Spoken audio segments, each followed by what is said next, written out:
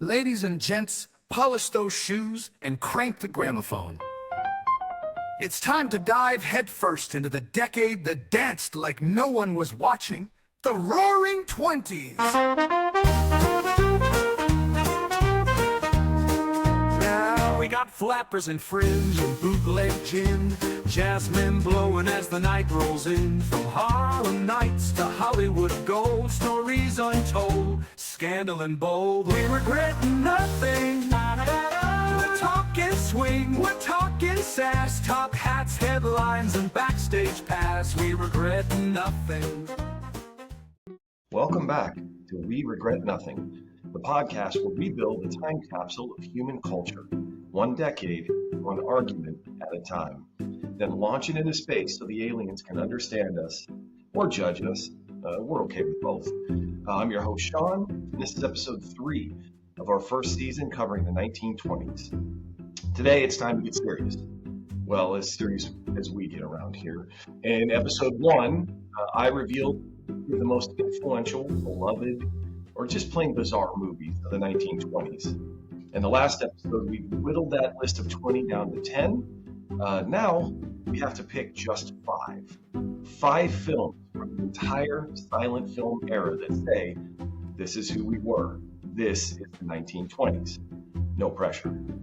As always, I'm joined by my cultural combatant, Andrea, who believes the cabinet of Dr. Caligari should come with a therapist, and Michelle, who's going to swear that Wings deserves to be on the list because it led to Top Gun and the volleyball scene. So, pour yourself a fizzy phosphate, roll out the red carpet, and prepare for arguments, heartbreak, and some yelling. Maybe talk about Buster Keaton's bone structure some more. So, let's get down to our final 5. Hello, Michelle. Hello. Hello, Andrea. Hey. So let's start with a recap. I will give you the list of 10 that we came up with, and then we'll go back into the list and see if there's any more information that we can whittle it down to 5. So in no particular order, we have The General, Safety Last, Wings, Sunrise. What was that? A Song of Two Humans. And that we're going to talk about that in depth, that title, because it doesn't make a lot of sense for what happens. But anyway, The Jazz Singer, Nosferatu, Metropolis, The Passion of Joan of Arc, The Kid, and Coquette. Andrea, am I saying that correctly? You are saying that correctly. Okay. So let's start with, so we had a late entry offered by Andrea in our round of You Get One. And so let's start with Coquette. And so just a little bit about this movie. So this was the first movie billed as a 100% talking film. It's directed by Sam Taylor, starring Mary Pickford, which I know at least Andrea has some notes. And I don't want to step on that, but for her role, as we talked about in the last episode, Pickford won the 2nd ever Academy Award for Best Actress. Now, yeah, I don't want to throw shade at Andrea, but Mary Pickford was a founding member of the Academy of Motion Picture Arts and Sciences, of which her husband was the first president. But I will say that she's one of only 3 female founding members of the Academy. I'm going to pause right there. I have a couple more notes, but Andrea, what do you want to say about? What don't I want to say about Mary Pickford? Jesus. That's a better question. Here we go. She is my new favorite. I already knew some things about her. And at first, when I was going to pick my top 5, I thought, maybe she shined more in the 30s. This was pretty big. She stopped acting in 33.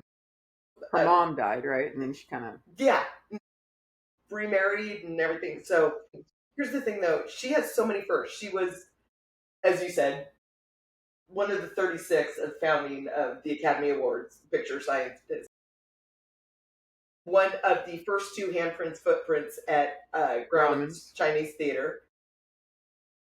She was on the first televised Oscar, one of the first Oscar presenters. In fact, she presented to Cecil B. DeMille.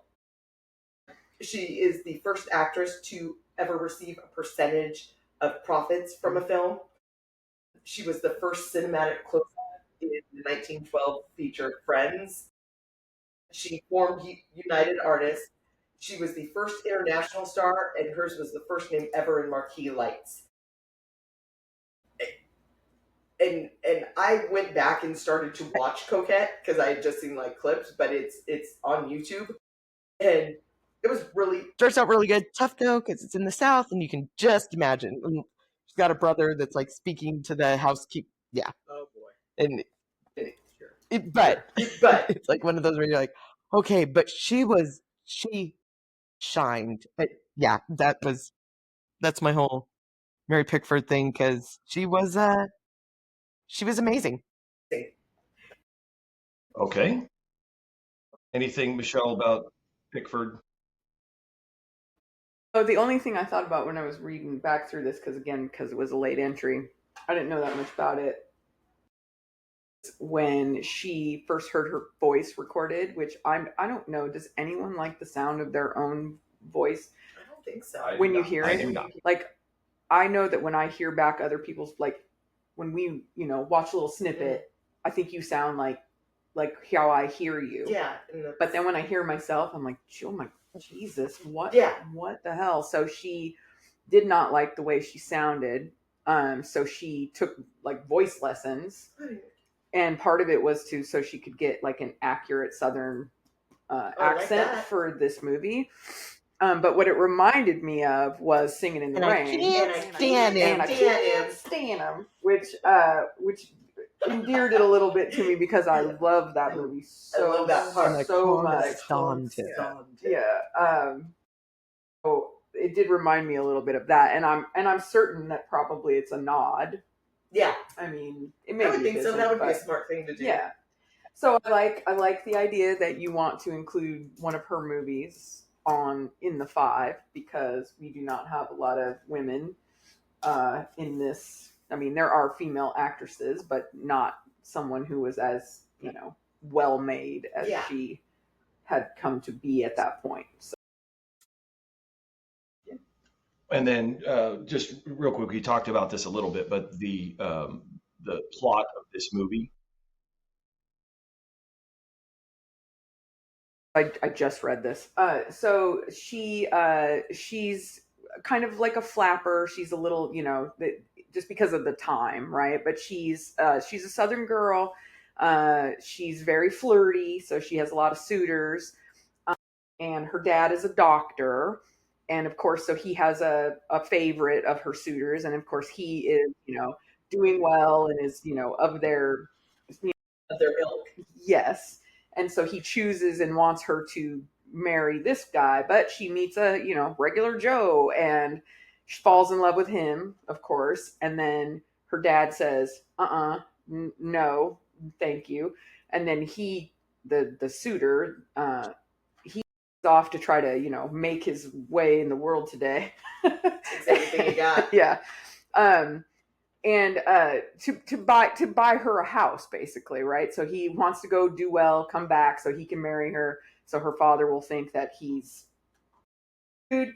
And it turns out that he comes back a little early. He sees her at a country club dance. They see each other and sneak off to spend some alone time together. At which point she Pause for a second. she claims is they made coffee, talked about their future all night. Coffee was a big thing in that movie. Like that's like the opening thing is like, go on. So then, but then someone sees them, of course, in the wee hours. She doesn't get home till like 4 in the morning or something, and someone sees them and starts spreading rumors about her and trying to ruin her reputation. So her father. So the guy goes back to the father and says, "Listen, none of that happened. She's a good girl, and I want to marry her, and I will run away with her if you don't let me." And the father is like, "Get out!" And then he leaves, and then the father goes after him with a gun. Then chosen suitor guy comes and tells Norma, was that her name? I think it was Norma. Yeah, I think. Anyway, comes back and tells her, "Sorry, your boyfriend guy got shot by your dad." So she runs off to where he's at. He dies in her arms, and then suddenly the dad's lawyer guy shows up out of nowhere and says, "Hey, could you please lie about what happened here? Because otherwise your dad's reputation is going to be ruined." And she's like, "Go fuck yourself. He killed my boyfriend, and I'm not going to do it." But then as the trial goes on, she gets worn down. She gives up. She decides, okay, I'm going to lie. So to protect her dad, because whatever, her boyfriend's dead. What's she got now? And then her dad sees her distraught on the stand, has a little, oh, maybe I'm a jackass. And so yeah. So he says, he goes up to the stand and he tells her, "I'm sorry, you don't have to lie anymore." Then he turns to the judge and he tells the whole truth. And then he blows his fucking brains out in the, the whole court and his daughter. And then justice served, I guess. And thank you for saving the taxpayers' money. And so, Did they have house arrest back the then? chosen suitor guy comes to her to try to comfort her and offers to walk her home after her dad. And she says no, she just wants to be alone. That's, in a nutshell, that's the movie. Okay, anything to add? She was Andrea? she was Joan Crawford's mother-in-law for a short time, and if that woman could do that, she deserves to go into space. She deserves. Everybody knows that. Okay. So the next movie I want to talk about on the list is Nosferatu, because there's two reasons. I'll tie the second reason together here in a moment, but the first one is we talked a lot about German cinema, German movie making, and that. So I wanted to give a little bit more of that piece of German cinema throughout the 20s.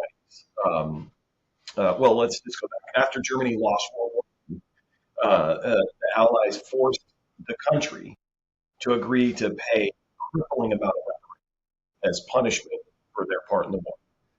So they lose the war, then they have to pay a bunch of all this money. Don't start no shit, won't be no shit. The country retreated to isolation, and then the government, at the same time, banned the import of foreign films. And so just as the Hollywood, we've been talking about the 20s and like how Hollywood, it's the birth of Hollywood. At the same time, Germany bans foreign movies. So now you're looking at German audiences, there's no movies in their cinemas to go to. Country's debt led to this devastating bout of inflation. So their German citizens are seeing their savings quickly just losing value. So they were more willing to spend money immediately to try to maximize its value. So we're looking at Germany trying to use cinema to offset some of the costs of what I would call poor life decisions. So these two factors then lead to like a rising demand for cinema. So the German government, unstable as it might have been at that time, begins to support the film industry.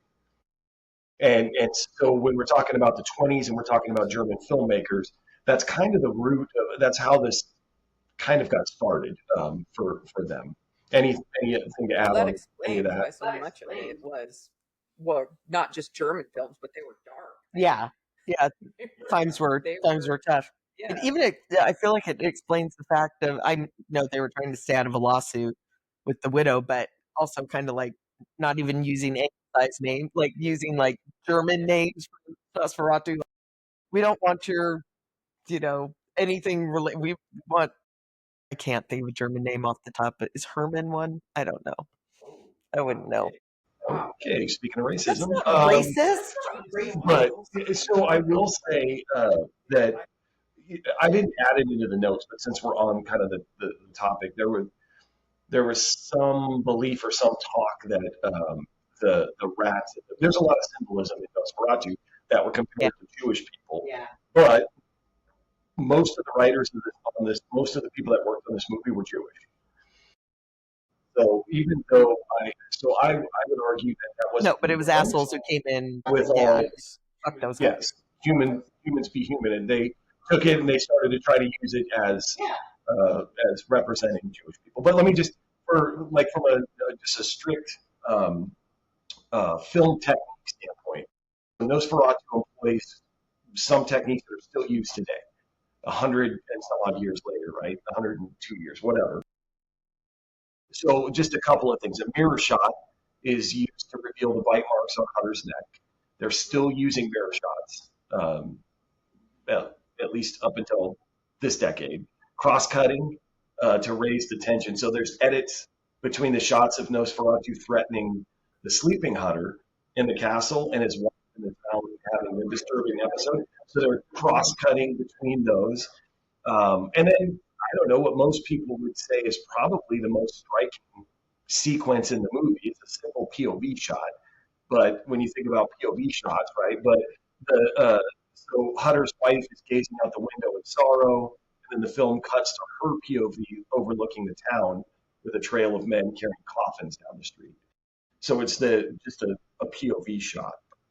And then the last thing I would say is, and Andrea has to fact check me, but I believe that that the trope, you said trope, I don't know what you call it, but that sunlight kills vampires.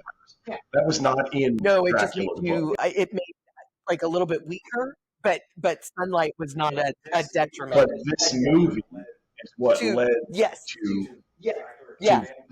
vampires being killed by sunlight. Yeah. That was Nosferatu that started. Oh. You want me to say it like in No, it's Spain fine. And so the next movie on the list is Sunrise. And the reason that I put Sunrise on here is what we were just talking about. So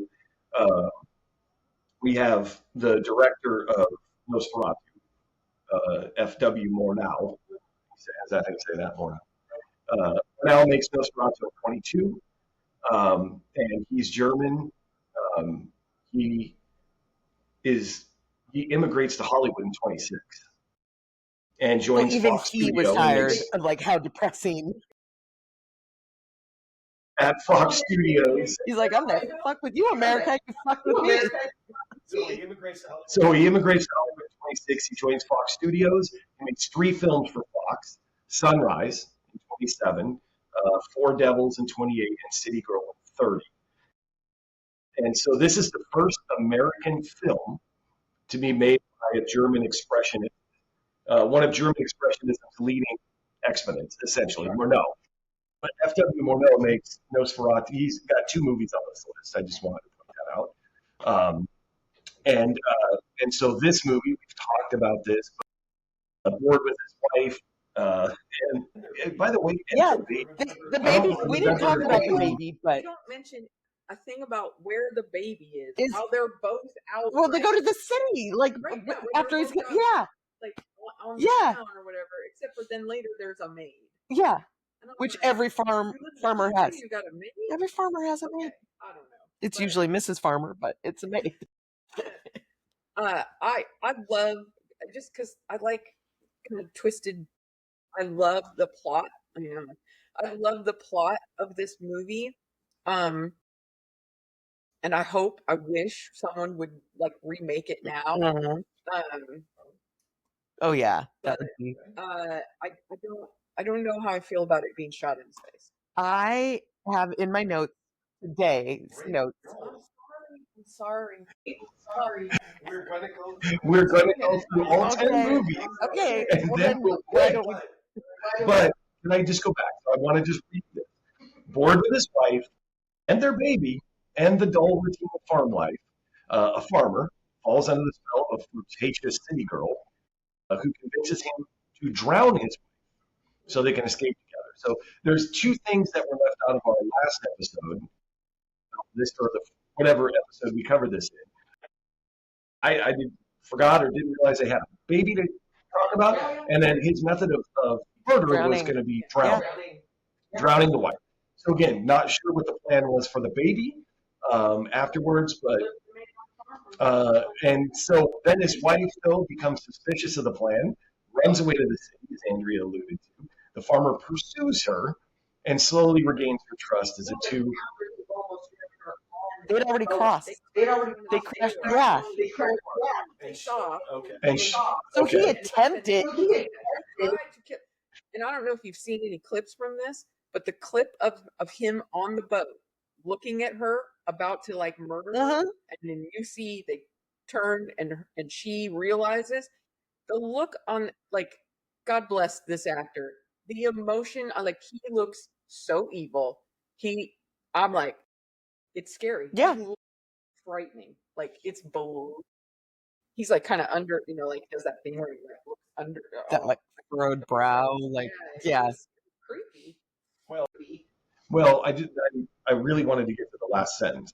Slowly regaining her trust as the two rediscover their This love. one does. They saw No, a they couple don't. getting married. Don't get any bright ideas, okay? So Sunrise is 98% on Rotten Tomatoes Makes sense. right now. I mean, it's still considered. I mean, it has been regarded by critics and film directors as among the best films ever made. We're outside of the decade of the 20s, just ever made. So, Again, I like it. any other thoughts on that? I want all of your thoughts. I just don't want to talk about what's going on. Okay. All right. You know what? I'm saving it. You all are trying to drag me into.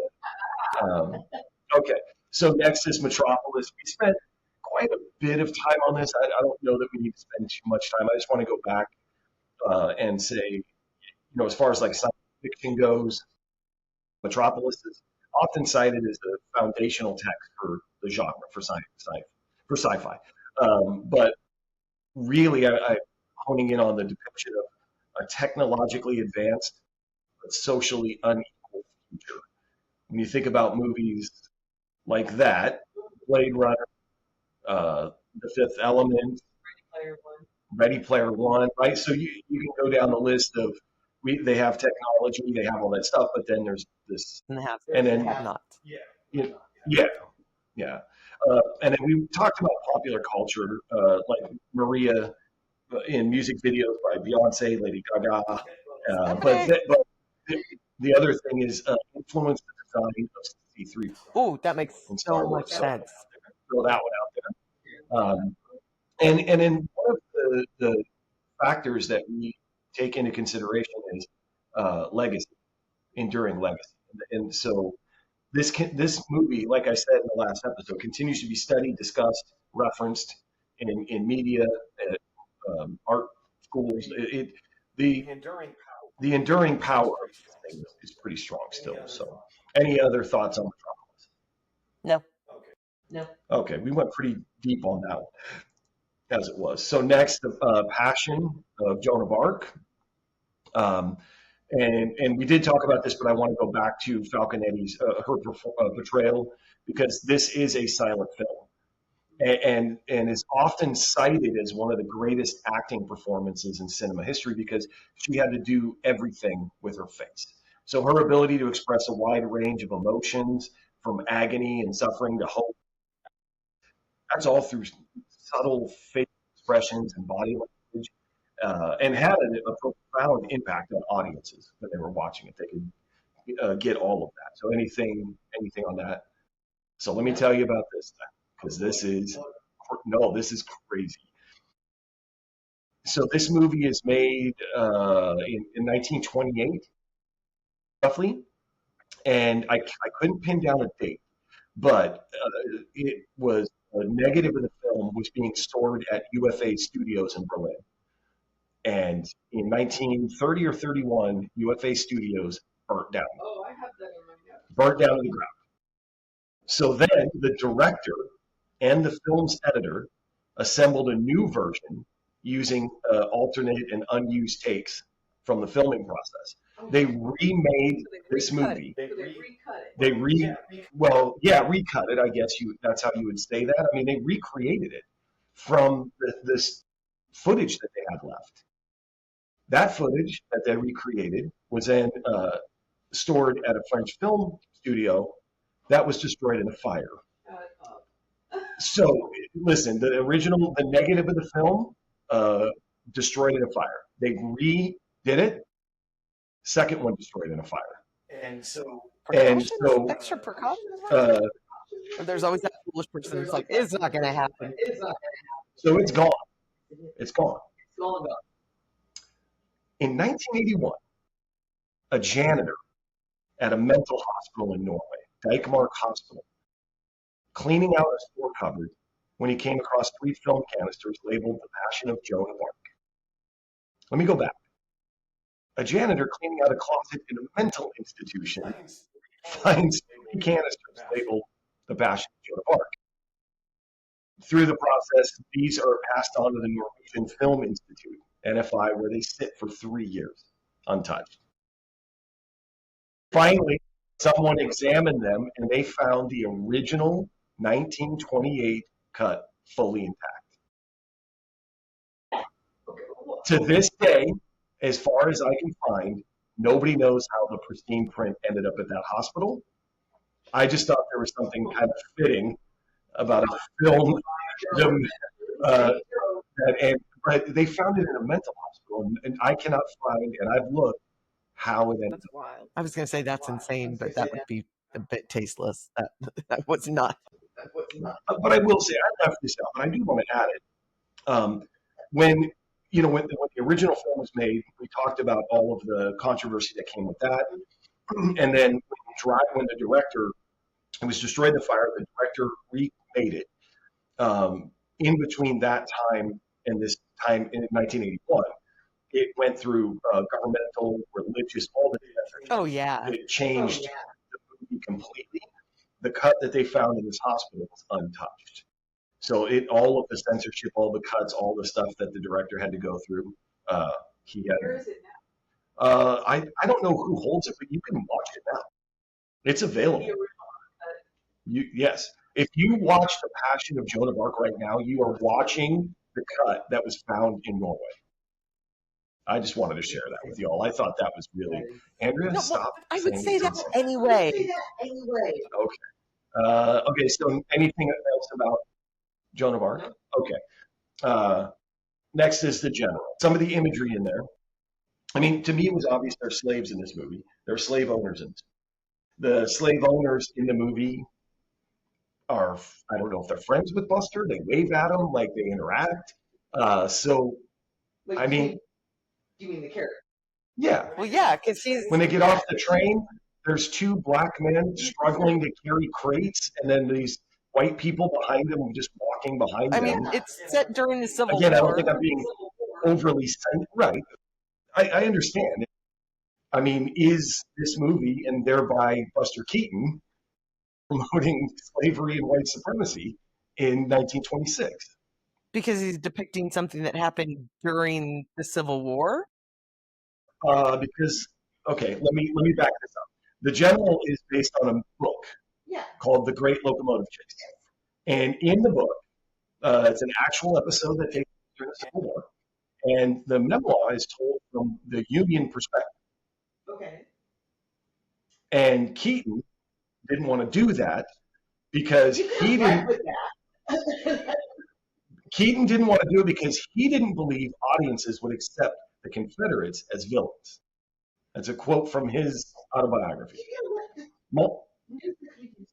Multiple articles online reference this supposed quote of Keaton's. This one I couldn't, I'm saying supposed, but it's awful hard to make heroes out of the Yankees. That was a Buster Keaton quote, apparently. So my question is like, why do we feel like writers, critics, and just, I don't know, me, feel obligated to acknowledge movies like Gone with the Wind, The Birth of a Nation, all these other movies, right? But it seems like we tend to give Because this it's funny. pass. I'm not saying I comedy. find it funny, but it's billed as a comedy, so it's like that's all in that's all in good fun. No, I guess that was my I did not know that. Thank you question for, about this for movie. your cat's about to pull a Christmas vacation. Mhm. I did not know. I didn't know that, and We're not going to talk about the top 5. I didn't say just anything about want top to 5. give- I just said I did not know that. I find that deplorable. Just a question I had. Okay. Um, next. Oh, so boy, yeah, we're on a tough topic here. The jazz singer. Um, and so, before I get into Blackface and some of the other things about the jazz singer, well, hang on, because I'm going to go the opposite direction with Jolson. Just bear with me. But first of all, when you think about silent movies, there was a whole, I think we talked about this. There was a whole platoon of actors, actresses, people that were going to be in the movies that once they became talkies, sound and all of that, some of them couldn't speak English. Some of them just sounded, whatever it was. Once they added sound to this, a lot of people, Wasn't Rudolph Valentino like he had a super high pitched voice, and he was cast like the silent is like the Latin lover. He was no, you don't want to, yeah, you don't want to, yeah. Sorry. yeah, no, that's exactly. I was just this movie is kind of it's not credited, but maybe blamed, but as one of the movies that pushed silent movies to the side and Because this is the same film, right? That if I'm recalling this correctly, what was like the lip synchronous, because he Yes. sings like 6 songs in Yes. the movie, Yes. so they wanted it to match up and show him Yes. singing the song.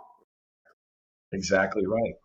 So let me just you know, um, just talk about blackface for a second in this movie, not in general, because as a person that looks like this, I try to be very careful about spouting opinions about things like that. But if we just talk about Al Jolson, his depiction in this movie, like what he was doing, he wasn't hyperbolizing, making fun of. It wasn't for comedy. I mean, he was quite sincerely trying to bring jazz music into the mainstream. Hey, And Ryan Gosling. most of the We could have left that to the black people. movie, but so listen, it's on record. I can go on record and say Al Jolson, uh, he helped pave the way for a lot of African American actors. He was an activist. He was a civil rights advocate, and he backed a lot of projects by black, not only performers but like creators in the 20s. And so I did find there was a playwright named Garland Anderson, a black man, who is the first African American playwright to get a drama on Broadway. He's the first. And it's about a black bellhop that was accused of raping a white woman. That's on Broadway. And so Jolson sponsored the whole thing and used his connections to get this. This would have never been on Broadway without Jolson. And again, I don't want anybody to mistake what I'm saying. I'm not saying that blackface was okay. It was good. I just when we kind of paint it with that kind of brush and push to the side that Al Jolson had a lot of power. Context matters. Yes, and he could have done anything he really wanted with it, and he chose to try to be an advocate for civil rights. Doing the minstrel step infection. Yeah. He wasn't doing Correct. I mean, it wasn't Holiday Inn. Yes. Oh, that's a tough one too. But I mean, listen, the story is what is the jazz singer really about? It's about family and following your passion, and choosing between Ethnic, racial, religious assimilation. I mean, I don't know that it deserves too much credit, but this movie was crucial in advancing the discussion of race in society. And so, again, not apologizing for blackface or saying anything. I don't want Al Jolson to take too much of a beating over what he decided to do, knowing, like Michelle said, the context surrounding that. Anything else about the jazz singer? Okay, we're flying. The kid. So the kid.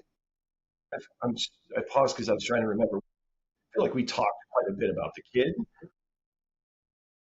Going back, I was looking at the social commentary, right?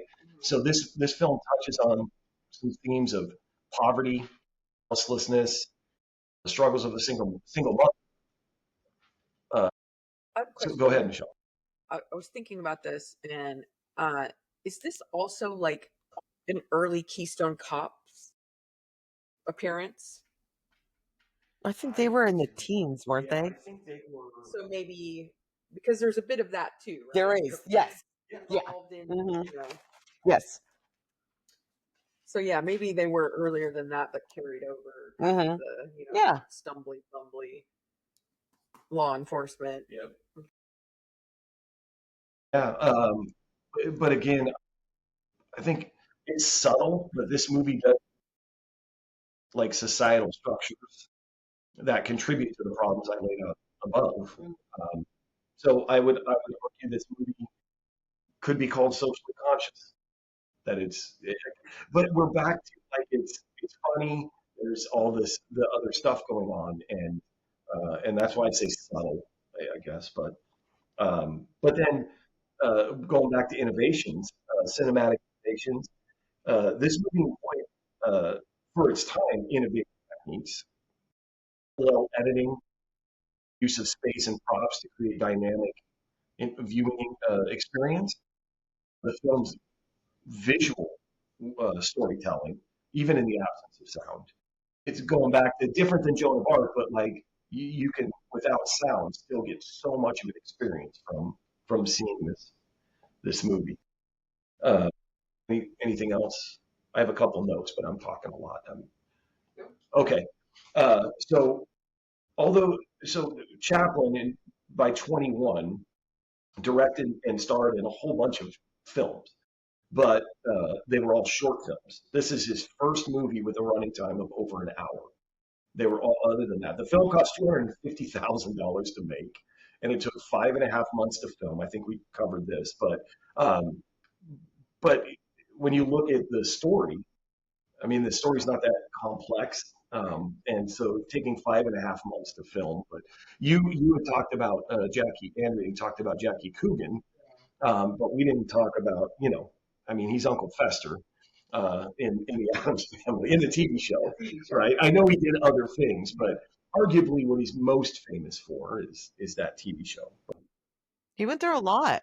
Like, imagine you're a child actor, you make all these movies, and you think like you're like when you're old enough that you're going to have money, your parents aren't going to spend it because they didn't do shit for it. Mhm. Hey, there's a freaking law. I know. I mean, I know it's it's named after it's him. just bullshit when you I think know. about it. It's It's sad. yeah, yeah. But this movie, not at the time, but this movie is a Yeah. comedy, right? So I mean, there's parts of it that it's really difficult to make people laugh and cry in the same piece of work, right? You did that in our vows. And Chaplin made it easy in the first one, but think about now dramedies, comedy dramas, whatever you Dramedies. want to call them, right? So we just watched one as a group not long ago, Forrest Gump, Little Miss Sunshine, uh, Parasite, believe it or not, is on that list. So there's a long list of movies that are correlated back to this movie, its influence. And I will tell you, I'm a little bit, I try to have research. I don't have any more research on Safety Last. We've talked about that movie. I couldn't find anything more. So the last movie is Wings. And this is more of just a bullet point repeat of what we talked about the first time we talked about it. But from a technical innovation standpoint, this movie pioneered. I mean, this had realistic aerial combat scenes. We talked about how many pilots they brought in, but they strapped cameras to airplanes in the 20s, and they used the magnoscope widescreen process to get. So it was really about filming aerial combat, but all of the things that they had to do to make that work, that the innovation. It is the first movie to win the Best Picture Academy Award. Uh, and then this did, I made a joke in the opening, but really this movie started the aviation craze in movies. And so it did lead to Top Gun. So I'm thankful for that. And Michelle's thankful for that. So we're all good. There's not a person alive that is the volleyball scene. however you identify, it's still, I mean, it is art. So the cinematography here, the use of real planes and stunts, even with the risks involved, that set a new standard for action filmmaking. And then the last one, I'm going to say it again, LGBTQ plus representation, while controversial and subject to interpretation, I fully acknowledge that. But this film's portrayal of male camaraderie and a subtle kiss between two male characters is seen by some, and I'm included as one of them, as significant representation of LGBTQ themes in 20 cinema.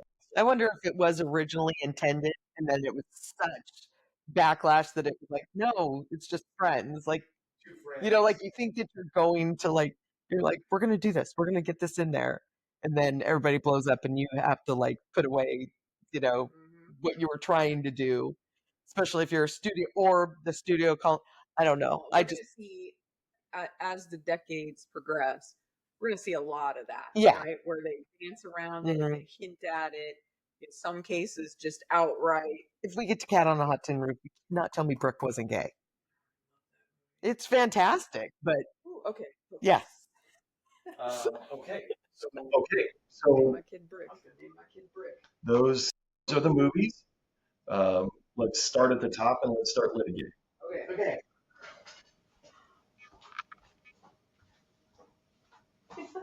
Oh, That would have been helpful, but that's okay. Okay, so let me go back to the list. Movie number one, The General. Oh, I think I talked you out of The I don't think General. it talked me out of it, but as because my argument for it making the 10 was about like special effects, Yeah. and I think that gets covered by Wings, Yes. right? And also the depiction of a war, not necessarily the same war, well, not the same, but just the depiction of war on the screen. So I vote no. Andrea? Plus that fuck ass Bob. I can't get over it. Oh, no. I had, when I went through earlier today, I had initial reaction, why? So, yes, to put it in the 5, but everything that Michelle just said, what you said too, I did not know that. And I know that we talk about that you've got to separate the two and everything, and sometimes I can't. And if you're going to tell me that the Confederacy looked, no, let's just say no and move on. I choose to What you told us was interesting and also like, it made a difference, but not not, why I no, wouldn't include it. yeah, I'm making my basis. I'm trying to stay true to the. I'm going to separate the artist from yeah, the art part of it. I'm making my decision based on if we're trying to represent something from the 20s, we can do that with a different with other, yes, and maybe even better. yeah, Okay. Safety last.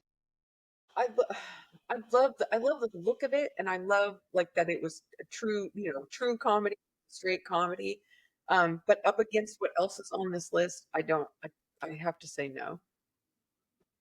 Andrea? that Andrea? pretty much what I have written down. Okay. Wings. Yes. yes. Okay, we have our first final movie. Sunrise. Do you want, so Michelle got me with this. I cannot wait to like see every bit that I can with this movie. But I feel that it is not. This doesn't best represent the 20s. I think that this plot is done better in the 30s and 40s to come. I like that argument. Two. Even before that, I was going to say no. Yeah. Okay. Because you're going to get a lot of noir, a lot of twist and turn. Yes, that's what I. And again, I think if we're trying to represent the 20s, this is That isn't. Yeah, I don't think noir. Oh yes. Yeah. Oh, definitely. And I guarantee that we're going to come across movies in the 30s and 40s and go, wait, isn't this Sunrise like just with like talking? And we know where the baby is. Like I feel this. Part of the plan still bothering me. Okay, The Jazz Singer. I'm saying yes. I'm saying yes. Same here. Before you told me, because yeah. Because we're talking about representation, Mhm. what the time was like, and Yeah. again, warts and all. Yeah. Whether you knew the information about the blackface and about Al Jolson's, support Yeah.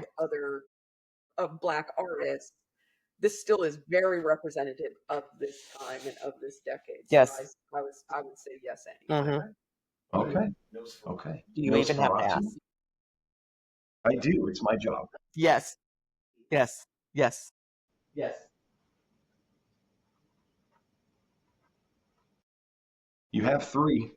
We have 3. Mm-hmm. Okay. Mm-hmm. Metropolis?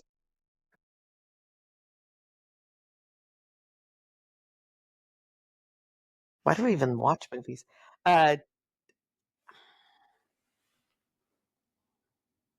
This is a toss up for me, and I might be able to be talked into it or talked out of it, because it is. I mean, it is so fantastically done. You would never guess this is the 20s, and its enduring legacy is insane.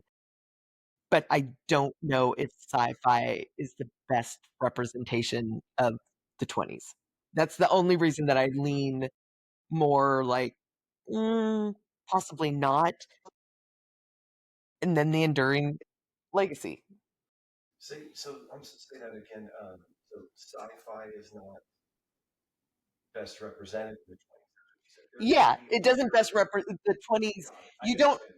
To me, if somebody said describe the 1920s, um, science fiction wouldn't be something. Watch, books will come out and there'll be like 7 sci-fi books on there, and it would be like, "Told you guys." But I'm almost doing it because there's like 2 others that I want to put on this list, and The whole point is you have to bump some that maybe you want to keep. can I come back to the like you ask Michelle? We'll ask Michelle what she thinks, and then we'll. I would say yes. I would say yes. Okay. Okay. But I like your argument against for the maybe it isn't representative of the decade. But I just can't I don't know. The imagery is so stark, and again, you could show. I feel like people of our age, you could show just the robot, Mhm. and people will immediately know what that is. Yeah. Will they know it's from the 20s? That's a good question. I don't know, but they will immediately. We know that this is true. This is very true. This So, is so I would say yes, and we can come back to that. yeah. If we could come back, Let's come back. Passion of Joan. you know what?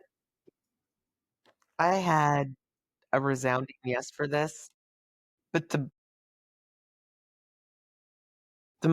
as we go through this and think about it, it's just the fact that it was such a beautiful film and so well done, and oh my god, amazing for the fact that there's no talking and that everything she has to get across.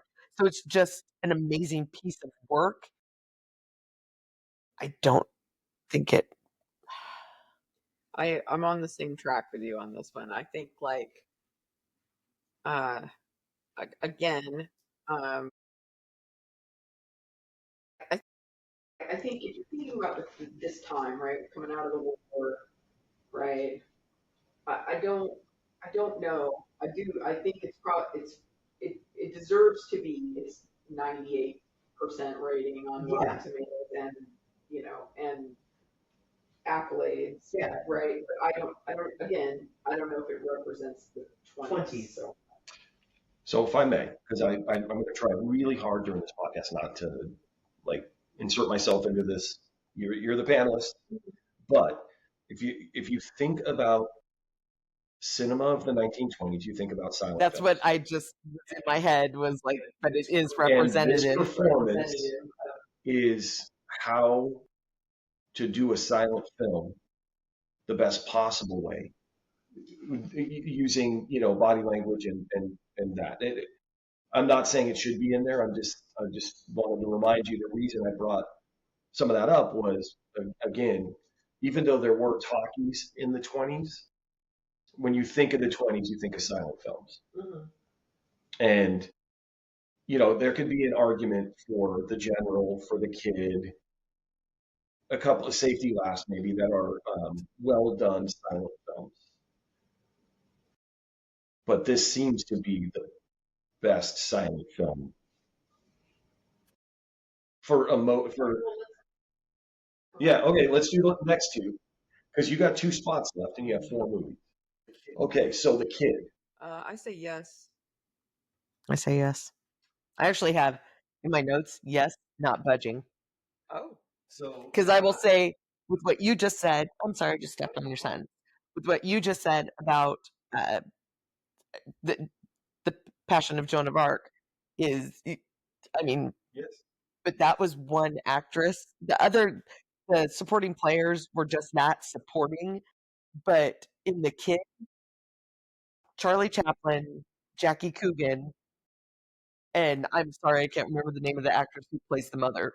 And she's a little bit secondary, but those two, I would say they are co-leads, and they both are a master class in silent film acting. Okay. Okay. And so you have 1 spot left in the capsule, and you have 3 movies. So the last one's Coquette.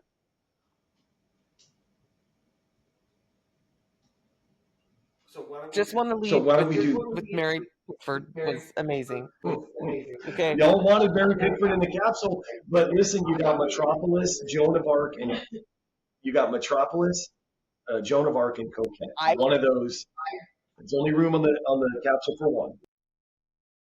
think you can scoot your fat ass over Rose.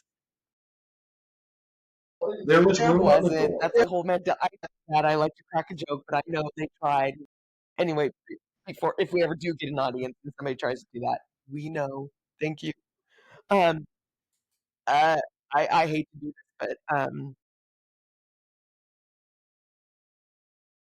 it's the film, not the person. And Coquette, I am a hard supporter of Coquette because of Mary Pickford.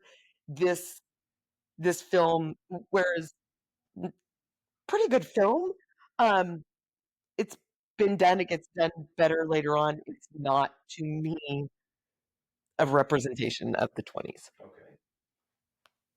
what she said. Okay, so we're down to Metropolis and Joan of Arc. What happens if we disagree? Are you the decider? I'm gonna decide between the Life's two. going to be real easy for Sean. Uh, Metropolis is what I would vote to go on the capsule. Me too. Me too. Okay. See that? See that sigh of relief? He was gonna veto us so hard. We're really sorry. Okay, so that gives us our final 5 movies of the 1920s to go into the capsule, and that is Wings, The Jazz Singer, Nosferatu, The Kid, and Metropolis. So thank you both again for all of your attention and studying and hard work. You made movies of the 20s fun for me. I Thank appreciate you. that. For all you. You're fantastic. Okay, well, until next week. Bye. Bye.